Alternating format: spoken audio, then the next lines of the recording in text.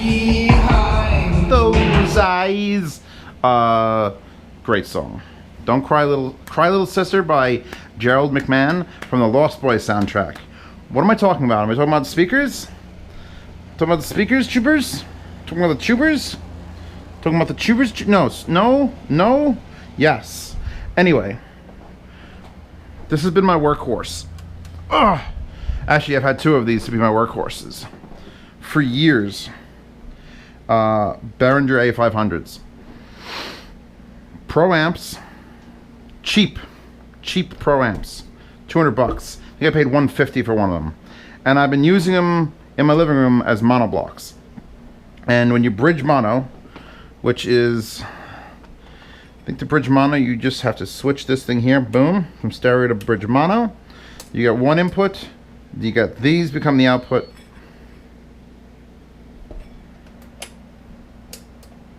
That was weird. These become the output, and you get into 8 ohms, 600 watts per channel. And that's what I had in my living room. I had one there, one there. All my speaker reviews are done in 600 watts there, 600 at 8 ohms. None of them, these don't list power consumption or wattage at anything below 8 ohm though. For those of you who don't know, the load of, what is that sound? Hello? The load a speaker presents to an amplifier is measured in ohms. And it's a variable thing. It happens at different frequencies and happens at different volumes. It changes, but they give you the average. Most speakers are 8 ohm. These ohms, don't get confused, because I'm calling that an ohm speaker. What is that sound? 6 ohms. And these, which are the Swan DIY 3.1s that I built, are 4 ohm. 4 ohm. And the lower that number, the harder it is for the amplifier to do its job, and the more power that it needs to create sound. And the problem with running this is this amp will run, I think, 2 ohm load in stereo mode. But in mono, they only want you to run 8 ohm. And it had beautiful little VUs on it. You know, you've seen them bounce up and down. I have a whole review of this from years ago. And the little VUs bounce, and it can clip. When you clip an amp is when you get to the absolute maximum that that amplifier can produce. And when an amp clips, only bad things happen. Only bad things. Nothing good happens when you clip an amp. And you could do this on a headphone amp, you could do this on any amp. If you just keep pushing it, and you push the signal higher and higher, and you push the amplifier higher and higher, and eventually, even if the speakers can take more, if you clip,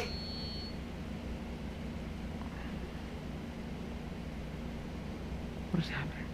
You clip an amplifier. Clip it.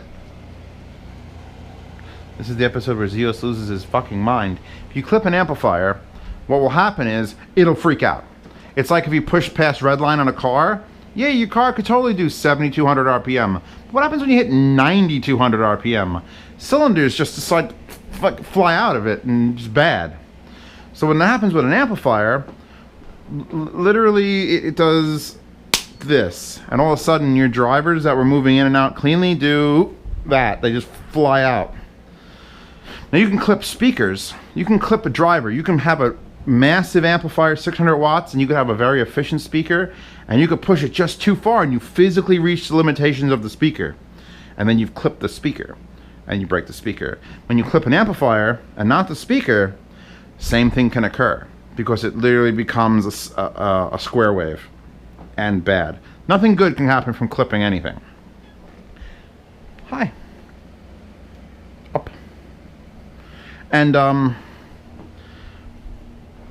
as much power as these have in bridge mono, I'm running them on speakers a lot of the time that are not 8 ohm. And a lot of the times my ohms, probably not these, I haven't tried these on those old amps, but my Bucarts, my Bucart S300s, and my ohm Walshes, I've taken it to clip. I've taken my old amps to clip, which means, what do you do now? I push it, I want it louder. I want it louder. The speakers can handle it. I want more volume. Push it harder. The little the indicators get real close to, oh fuck, clip. And I blew my Bucart. I blew the speaker in my Bucart. I separated the actual suspension from the cone, and it was just I had to go in there and glue it. So it wasn't a fucking terrible thing. It was partly my fault because I was running my receiver. I was watching Mad Max, and I didn't have it. I had the front set to full range. When you set speakers to front range on a movie, it tries to do the low end, like the low end that no speaker should be able to produce, like the low end that this is here for. Happy Cats make reviews. What is that fucking sound? I'm gonna shoot somebody. You're hearing it, right? I'm not losing my mind. If I watch this video and there's not like a random like slide whistle, I feel like that's happening when I'm saying certain things. Anyway, time to upgrade my amps, all right? This has been a process now for the last 2 years, maybe a year. I'll give it solidly a year. And I was talking to Red Dragon Audio, and I was talking to MyTech Digital, who have a very small little square that's like a class. So here's the thing. This is a Class AB. It's big, it's fucking heavy. Big Tordil transformer. Big heat sinks, lots of heat, lots of power. I've actually gotten them to be thermally overloaded during my New Year's Eve party because I was pushing my ohms, which again are 6 ohm. I was pushing them near the limit the entire night, and these amps, you could have cooked on them. So, thinking to the future, thinking about, all right, how do I want to upgrade? What's my upgrade path? How do I go? Because here's the thing. There's many amplifiers available. Many amplifiers available. Guess how many watts they put out? So here, let's take a look. All right, the ones that I was looking at vintage stuff, because I was looking at 600 watts. I need more. This is the best video ever because I'm gonna shoot a whistle, man. Is it? So. I walked around. I tried to contact companies to get those cute, the Red Dragon Audio. I tried to get MyTech Digital to send shit out. They just fucking flaked like a bitch. And then I'm like, you know what? Emotiva. Emotiva's the way to go. Emotiva is a brand I recommend. Emotiva makes big monoblock fucking power amps. This is what I want. I want a big monoblock power amp. I want more than this thing could put out. And I'm looking at their XVA Gen 2, which is like their original big 74-pound each amp. And the only problem I had with it was, if you go to this...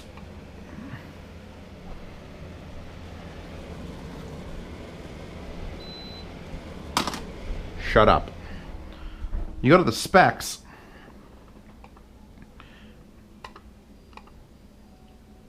You go to the specs.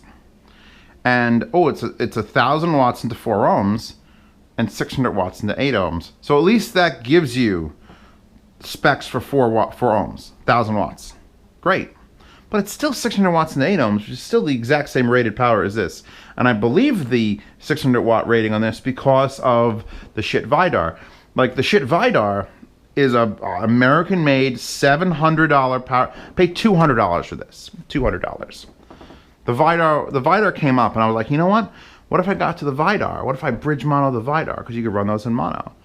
Maybe that would be enough. Maybe it would be better. And when I put the Vidar against my A500 in this room, I literally had a Vidar there and the 500 there. I had to lower the volume on this because the Vidar couldn't keep up.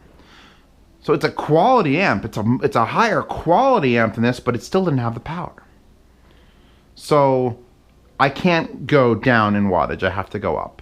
And 600 watts into 8 ohms, that's where I've been. And now, yeah, there's a Class A for the first 60 watts. And we're looking at the price of, and it was $1,199 when I was looking. So $1,200 for one.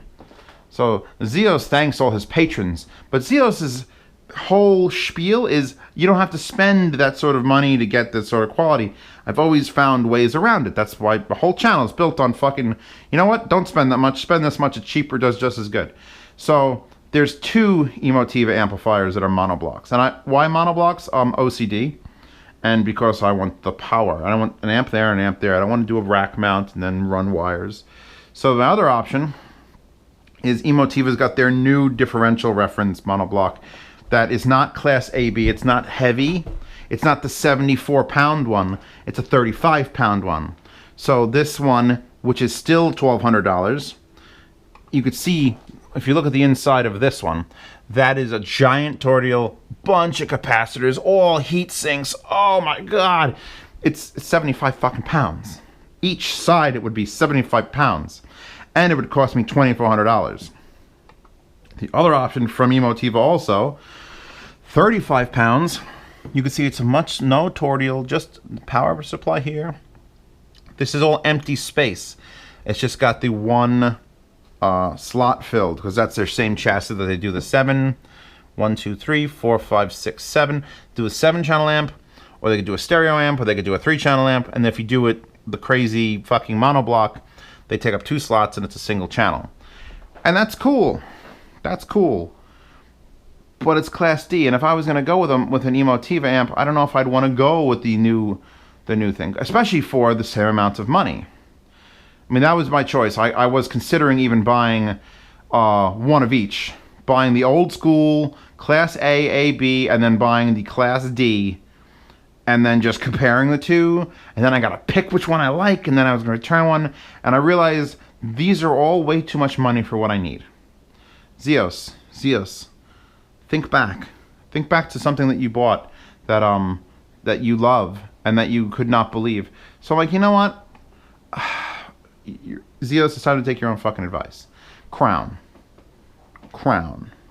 Not old Crown, not a used Crown. Crown. Here it is down here, look. Here's the XLS 1502. See that one there? I bought that to power my Dayton Ultimax. And when you bridge monoed it, it's 1500 watts. Guess what that is? More than 600 watts. By a lot. Actually, it was 1500 watts into 4 ohm. Or 2 ohm? I don't remember what the actual number was. Point is, that amp, you own it, Zeos. You spent $300 and something on it, and it kicks ass, and it sounds fantastic, and you powered stacks with it, and oh my God. So why don't you just get the same fucking amp for the front? Well, here's the thing about that amp. That amp is ugly as fuck. As much as I like the linearity of the shape, at least it matches on both sides, it ain't pretty. So I have concocted a way to. I bought 2 of these, by the way. Not the 1502, not the 2002, the 2502. The highest one they go. It goes from that's just the 1000, that's the 1500, it's over there, that's the 2000, and here for $529 currently, you get one of those amps. I bought 2. So for less than $1,100, I have a pair of 2502s. Now it says 775 watts here, but that's in stereo. In monoblock, which these currently are, in 8 ohms, so just like this, in monoblock, those amplifiers each will put out 1,550 watts into 8 ohms. That's a lot. And you drop it down to 4 ohms, like these speakers are currently taking, 2,400 watts each channel. So Zeos no longer has to worry about clipping his amps. Ever. See, that was the thing. I was this, and I could just upgrade a little bit, and it would still be close. No, I don't want to fucking worry about it ever. And here we are. Now I'm going to stop the camera. I'm going to pull one of those up onto one of these stands, sit here, disconnect. I'm going to show you what I did, because one of the things that stopped me from trying to go back to another Pro amp, I wanted to avoid Pro amps because they're all rack mount. They've all got this shit. And I could have just cut this off and it would have looked a little better. But I'm in my living room. I want looks to matter. So I've done this. This whole house will rock. And okay, we're not sticking this now. I'm gonna take one apart right now, bring it up, and I'll show you how I've hidden the fact that it's ugly, because that was important to me, and I did it for relatively cheap. And if you're gonna ever put these in your living room, or you're gonna put, even if you're running it in stereo and you just have one, they're ugly. I love you, Crown. I love you, Crown. You're ugly. So let me show you what I did. Okay, before we move on too far, just want to give you all a little example. There's my baby on the right. Here's my old thing. Let's weigh it.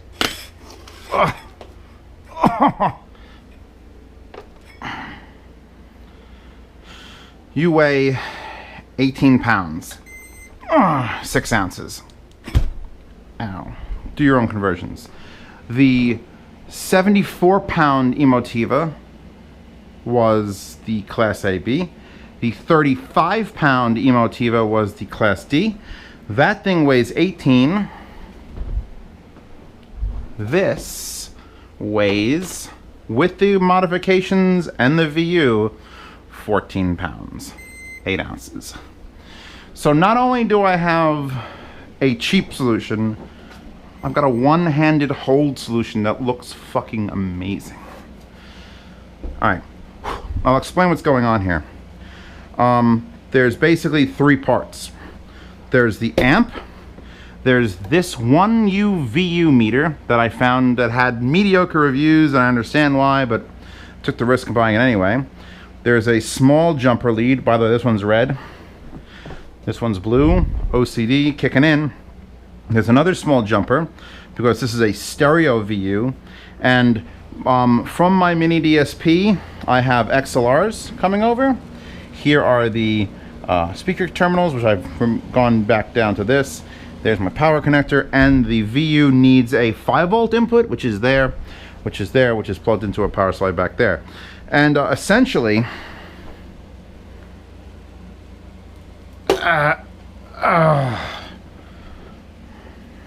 it. This is disgusting, ugly blue tack, and you'll have to excuse the presentation, but I wanted it to not rattle. So let's pull this up. So yeah, here, look. You're looking? Here is a Crown XLS 2502. I have the volume knobs up 5 from max. So if I go 1, 2, 3, 4, 5, that was fast. 1, 2, 3, 4, 5. That's where I leave them. I've determined that I don't need any more power than that. So should it ever come to call, that's what I need, that's what I need. Now the power button here stays in all the time because I have my Amazon Echo controlling a power switch that goes to a dedicated circuit that goes to a fucking small little power conditioner, and that powers both sides. So I just tell her to turn the amplifiers on, she turns the amplifiers on. Tell her to turn the amplifiers off, she turns them off. Now, I'm gonna disconnect. By disconnect, I mean literally dis-fucking-assemble. Come here. Maybe I could do this with one side and just swing it around. And I wish this hardware was black to match my soul.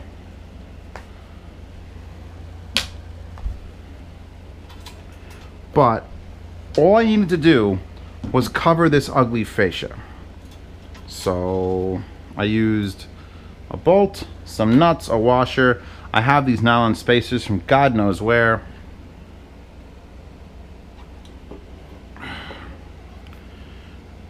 Come here. So here is, wow. Under this white tape, you see the LED. This is an LED. It's upside down currently. I'll link it, obviously, in the description. But this is an LED VU, a full rack mount LED VU, and it's stereo. And the reason I wanted a VU is because I like seeing when I'm hitting a limit. And the only problem was it's very bright, and it's got green and yellow and red, and that's obviously backwards. That one's right side forward. This one's, actually this one's right side up. That one's upside down, so that they mirror. And here's your power switch, and there's on, and I've got that ball of blue tack. Blue tack solves all my issues. That keeps that from getting pushed because it does get pretty close. And this is cloth tape, which I use to dull. You still saw it. You saw it at the beginning of the video. It still has plenty of go. I'm just trying to get the right level so I can watch movies at night with my projector and not have it be bright through it. Also, now this is a very, very nice aluminum 3U.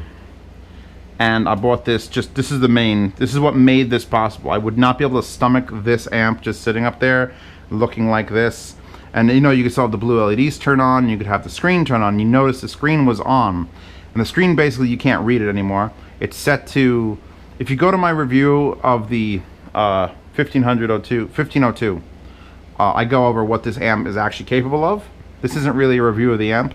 This is a review of the number 2502. If you want to know about the actual internal workings and how you can select low pass filters, high pass filters, you could do either or. You could do mono. I actually have some tape over this as well because you cannot disable the signal lights from coming on. So there's some black tape. Yeah, this is my solution to my living room.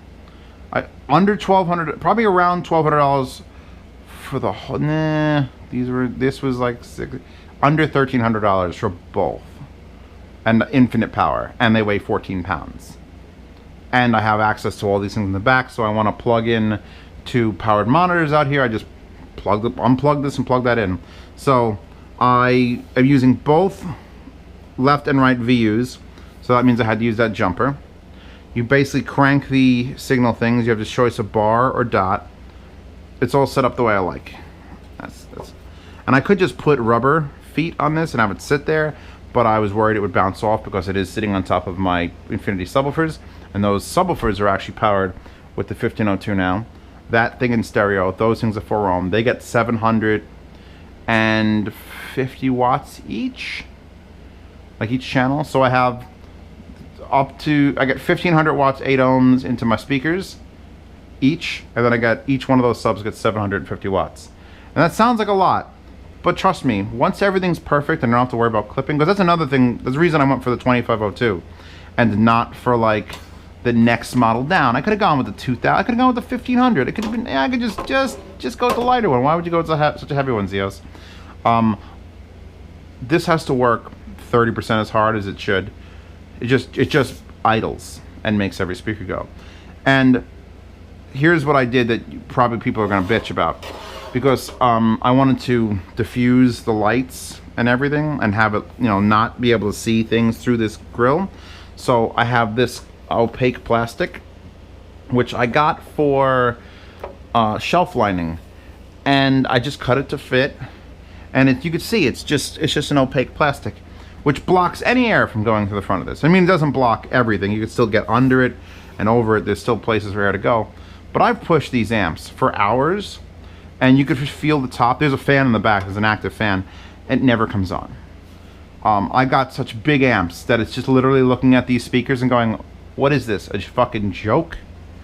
So, yeah, that's how this whole system works. It's basically, you could build this. This, I think, was like $35 for the machined aluminum. This thing was like $50. The connectors are whatever the hell you get XLR connectors for, if you get them cheap, if you get expensive ones. Blue tack and the amp. And I'm just hiding the front of the amp. That's all I'm doing. That's the only thing that I'm doing differently than anyone else who just buys amps for the living room. Now, one of the issues is I can't hit the power button or anything. I could probably pop a hole in the plastic here. I could stop using the plastic, or I could localize the plastic and make holes for vents, but it doesn't affect anything. Literally, there's no heat. There's no heat, there's no air draw. It weighs 14 pounds. There's no massive heat sinks in this. I've taken apart the 1502. You saw it was in that. This unit's like 2 pounds heavier than the 1502. So the 1502 I think was 9 pounds, and this is 11? Or that's 11 and this is 13? It's ridiculous. So I'm going to stop the camera. I'm going to reassemble this, put this back on, and then we're going to listen to the albums for a second, because I just want to screw this together. And there's signal. So signal, the signal comes in XLR. This is the output for using the VU. If you had stereo, you would have inputs here and outputs here. But I want to use both racks, so it's input, output to the amp. So if this was affecting the signal, it's absolutely affecting it doubly. It's not. I can't hear a goddamn lick of difference, and I've tried going direct, so it's fine. There are RCAs in this as well. If you're not running XLR, I just run XLR because it's easier to buy the adapters than to try and get crazy long RCAs. Let's move these over. My portable review desks now, apparently. We're good. You have to excuse me. If you have an Amazon Echo, please mute your speakers right now. Alexa, set the living room lights to 20. turn off the speaker lights. Turn on the amplifiers. So they come on with the blue, and you can leave the blue on. You have the choice of having no screen, just blue, or screen and blue, or just a screen like I have it. I love that, just like the most vague white glow means my amplifiers are on. And you can leave the little VU indicators like the 1502 will have. Where is my remote? In my pocket.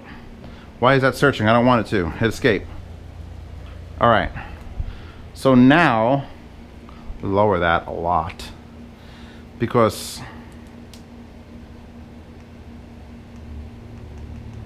and now I don't have the subwoofers on because the Mini DSP, for those of you who don't know, the Mini DSP is in here. Mini DSP HD is directly wired to the subs. Actually, it's directly wired to that amp and to these amps.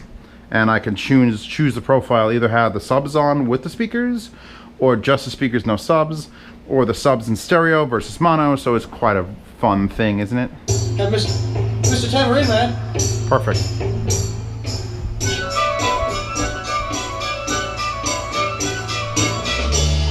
Now, the VUs are set for the input volume of the receiver, or at least the Mini DSP, the receiver pushes into that. So those VUs that indicate red and say, hey, you're getting near clip, I have nothing to do with the actual amplifiers. They have nothing to do with the speakers either. They're just, I've set them to the maximum, and they just give me sort of an indication of how hard I'm pushing things.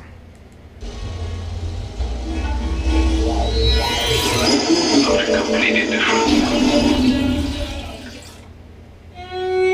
By the way, it's been weeks since I've heard my own Walshes, and this is the very first time, and oh, I've missed them.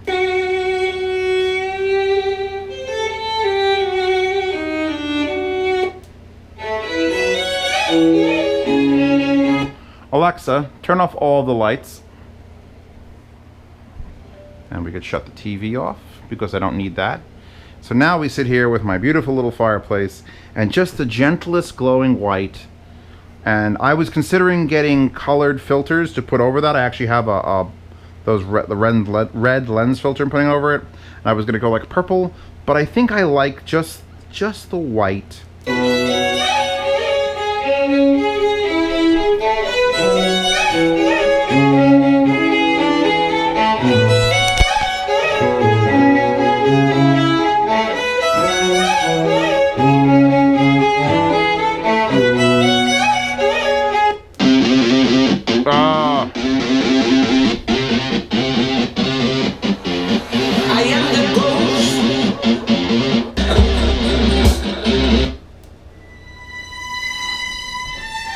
See, sometimes it's about looking expensive without actually being expensive. Granted, I know a lot of you aren't considering spending $1,300 in your living room amplifiers, but I mean, this is it. I don't think there'd be a reason to go up from here. I knew the A500s were good. I knew that, by the way, it's complete darkness. Hope you enjoy it. I knew the A500s were good enough. I owned one for 5 years. I bought the other one a year and a half later, and they've been a part of every review, almost every review, whether it was on my living room setup here, or in my other room review, or in my old setup at my grandparents' house. They've been there. But I found their limits. And like these ohms, we're gonna melt them. These ohms right now, when I do this, or this, and I put the volume up, these ohms are sucking hundreds of watts.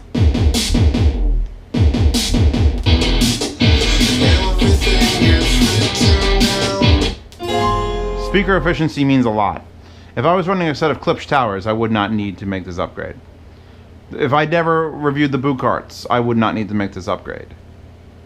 This upgrade was, I didn't want to go a little bit higher. I want all the power.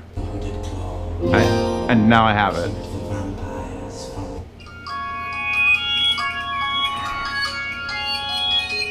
And I trust the Crown quality. I trust the Crown audio quality. I'm trying to do this quietly. Alexa, set the living room lights to 35. Thank you. I trust Crown's audio quality. If I didn't review the 1502 and plug it into the Stax Woo-Wee and listen to actual electrostatic ear speakers through that sort of amplification, I wouldn't trust this to be as clean as it is. Some people will just go, oh, but the treble is going to be too... Crown, no. When you push an amp to its limits, you might find a discrepancy, and it might start doing weird things. Even the A500s, when they did that blind test, a lot of people talk about the linearity. It only exists when the maximum setting of the amp, which is the way I ran it anyway. So the fact that these amps are running 5 clicks down from top with a 6 decibel step down in the mini DSP on top of that. So even if I max out my foobar, which I can put that back on now, even if I max out my foobar to 0 decibels, I'm pulling a 6 decibel attenuation in the mini DSP, and then I have those down 5 clicks. I could melt any speaker I want. I just got to go into the mini DSP, set it to 0, and I got to lift those covers up. They're just blue tacked on. Again, they don't need the blue tack. You just use the rubber feet, but I don't want any rattling. I lift those up and turn those knobs, and oh man, I don't even know. I'd have to be, it would just end, it would end things. That Italian guy. Because right now, the way I have it set, I've maxed out my volume in foobar. I have the mini DSP set so that I think this is the most I should ever push through these ohms. This is it.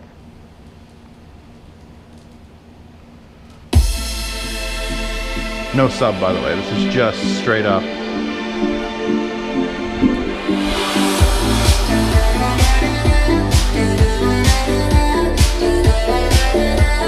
Now they'll turn the subs on. So now that amp will click on. It won't light up. It just... there. Negative 20 decibels. So we have negative 20 touching for those subs because they're 4 ohm. And these are 6 ohm. And it's just... I'm breathing. No stress. There's no stress in any of my amplifiers anymore. It's just doing its thing. And this is at maximum tilt. Now this is a quieter song. We're not quite touching 0. Lindsay knows how to record her shit. If we get to a louder song, I'd be Prodigy. Again, we're about 5 decibels down. Oof. I'm happy now. Here's the thing, bottlenecks happen. Bottlenecks happen in cars, bottlenecks happen in women, giggity. Bottlenecks happen in almost everything. You find that limiting thing and you gotta fix it, or that's just gonna hold you back. And I don't have to worry about clipping my amplifiers anymore, ever. They're done. I spent a big chunk of money and they look pretty good. I mean, I had considered putting the VU on the bottom and having this be solid, or building a cover for this so you don't see the wires. But this is Zeos. Zeos doesn't give a shit if you see the wires, especially if one's red and one's blue. The Zen comes. And people come into my living room and they have no idea what amplifier that is. What amplifier is that? Looks awesome. Because finding a machined aluminum 3U rack mount cover, you can't tell. And I considered putting wood on the side and really doing them up to really look good, but you know what? You're good. No. Arlie, you'll be missed.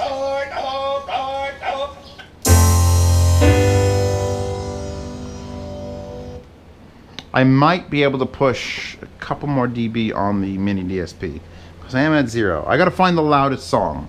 That's how I judge this. I said I found the loudest song, the fucking stupidest Marilyn Manson song, whatever it was.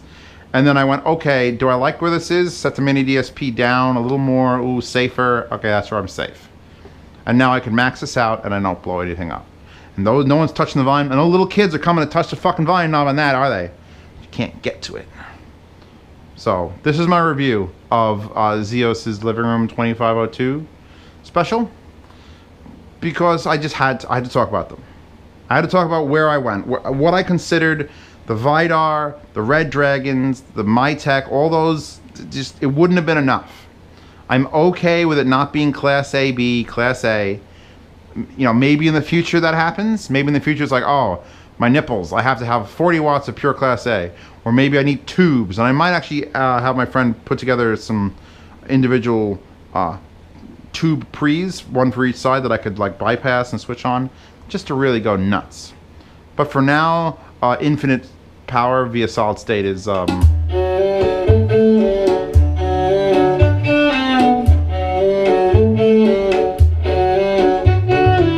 because it's just idling.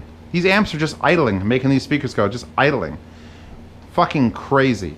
Alright, Chewbacca gonna go sleep now, so that means I gotta stop recording, right? Right?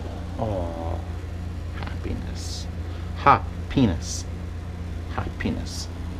Alright, I'm gonna brush my cat, and then I'm gonna listen to my ohms much quieter than I am currently, and admire my much prettier crown amplifiers than they would have been had I not done this.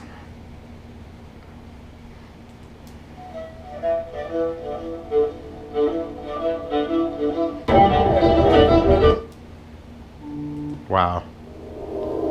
No. Alright, I'm out.